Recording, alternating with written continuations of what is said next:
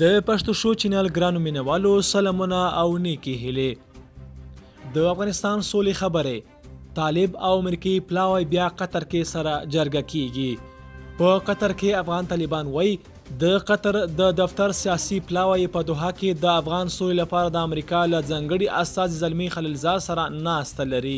د طالبانو د قطر د دفتر ویان سویل شاهین خپل تازه ټویټ کې ویلي د دې ډلې مرستیال او د منکچي پلای مشر ملا برادر اخوند پرهم له زلمی خلیلزاد او افغانستان کې د امریکایي ځواکونو قماندان سکاټ میلر سره ناسته درلوده. دواړه خواوې د راتلونکو اقداماتو په اړه تفصیلي خبرې وکړې.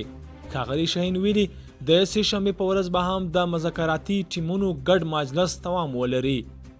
د طالبانو یو لوړپوړي غړي د دوشنبې په ورځ BBC ته ویلي امریکا د تاوتریخوالي کمولو لپاره د دوی وړاندیز منلی چې د تړون لاسلیک کول پر مهال امن فضا جوړه شي.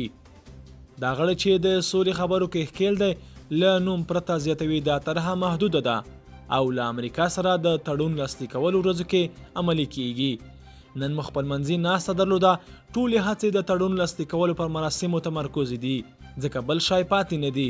په ټوله کې هر څه د تړون لاسلیک کولو اړوند دي. که د تاوتریخوالي کمول هم دي د تړون لاسلیک کولو مراسم اړوند دي. ګران ملګرو که زموږ دغه ویډیو تاسو خوښ شوي نو لایک او شیر یې کړئ. پښتو شو چینل ستاسو په خدمت کې دی. مننه.